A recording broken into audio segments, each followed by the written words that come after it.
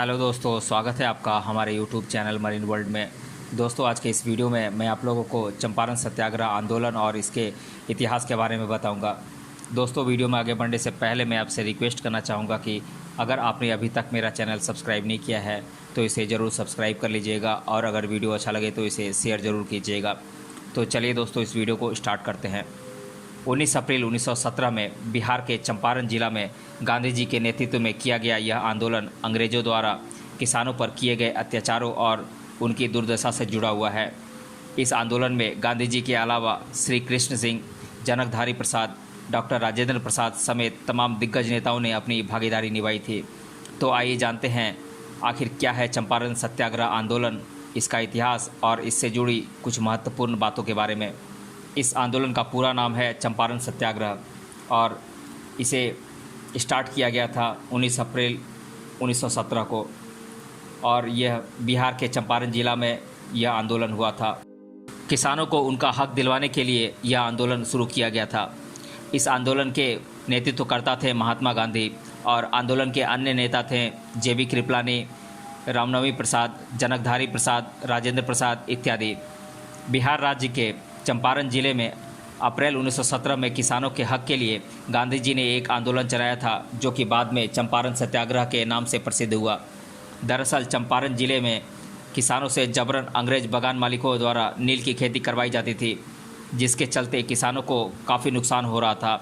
वहीं ऐसे में अंग्रेज लगान बढ़ाकर किसानों की मजबूरी का फ़ायदा उठा रहे थे, जिसके चलते गांधी जी ने अंग्रेज़ों के खिलाफ अपना मोर्चा खोल दिया था। यह महात्मा गांधी के नेतृत्व में देश में किया गया पहला सत्याग्रह था जिसने भारत के स्वतंत्रता संग्राम को नई धार दी।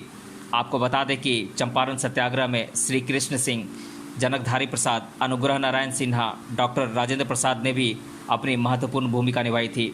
इस आंदोलन को लंबे अरसे तक अंग्रेज़ों के खिलाफ चलने वाले स्वतंत्रता संग्राम का सूत्रपात भी कहा जाता है। महात्मा गांधी जब 1915 में दक्षिण अफ्रीका से भारत वापस लौटे, इसके कुछ समय बाद उनकी मुलाकात लखनऊ में हो रहे इंडियन नेशनल कांग्रेस के एक अधिवेशन में मजबूर किसानों और एक कॉलेज के अध्यापक डॉक्टर राजकुमार शुक्ला से हुई, जिन्होंने गांधी जी को चंपारण के किसानों के साथ हो रहे अत्याचारों, नील की खेती और तिनकठिया प्रणाली के बारे में अवगत कराया और उन्हें बिहार के चंपारण जिले में आने का न्योता दिया।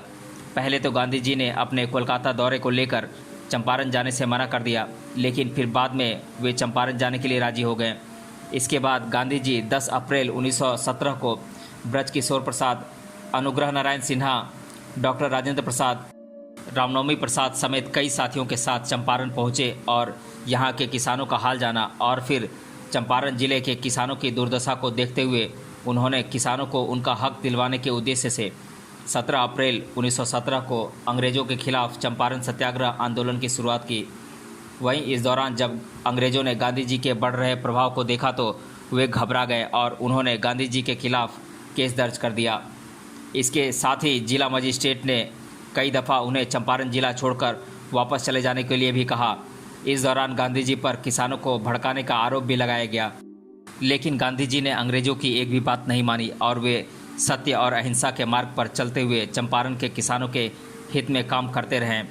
गांधी जी के ताकत और प्रभाव को देखकर अंग्रेजी हुकूमत डर गई और उन्होंने गांधी जी को न सिर्फ जेल से रिहा किया बल्कि चंपारण के किसानों के हित में एक कमेटी भी बनाई।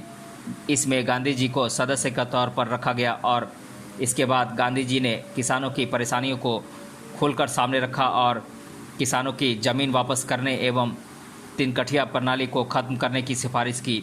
इस तरह कई सालों से चल रही तिनकठिया प्रणाली खत्म हो सकी एवं किसानों के अवैध तरीके से वसूले गए धन का 25% वापस किया गया। तिनकठिया प्रणाली के तहत चंपारण के किसानों को अपने खेती करने के ज़मीन के 20 हिस्से में करीब 3 हिस्से में नील की खेती करने के लिए मजबूर होना पड़ता था और उस पर अंग्रेज़ों द्वारा जबरन कर वसूला जाता था। वहीं ज़मीन पर लगने वाला लगान ज़मीन मालिक की जाति के हिसाब से तय किया जाता था। दरअसल उस समय ऊंची जाति वालों को छोटी जाति वालों की तुलना में काफ़ी कम लगान देना पड़ता था। इस दौरान समाज में काफ़ी बुराइयां फैली हुई थी। किसानों के हित में किया गया चंपारण सत्याग्रह गांधी जी के नेतृत्व में किया गया भारत का पहला सत्याग्रह आंदोलन था।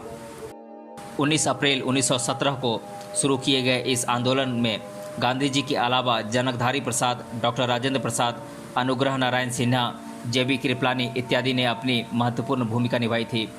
किसानों को नील की खेती करने के लिए पहले अंग्रेजों ने मजबूर किया और फिर उनकी मजबूरी का फ़ायदा उठाकर लगान वसूलते थे, जिसके चलते इस आंदोलन की शुरुआत हुई।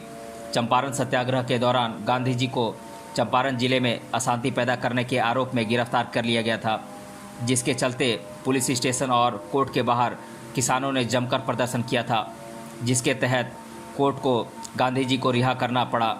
चंपारण सत्याग्रह का सबसे महत्वपूर्ण प्रभाव यह रहा कि ब्रिटिश सरकार को इस आंदोलन के बाद गांधी जी की शक्ति का अंदाज़ा हो गया और फिर उन्होंने किसानों की समस्याओं का हल करने के लिए चंपारण कृषि समिति का गठन किया था और फिर चंपारण कृषि विधेयक को पारित करने के बाद किसानों को काफ़ी राहत दी गई थी। चंपारण सत्याग्रह आंदोलन के 100 साल पूरे होने पर सरकार ने स्वच्छता से जुड़ी कुछ अहम योजनाओं की शुरुआत की थी।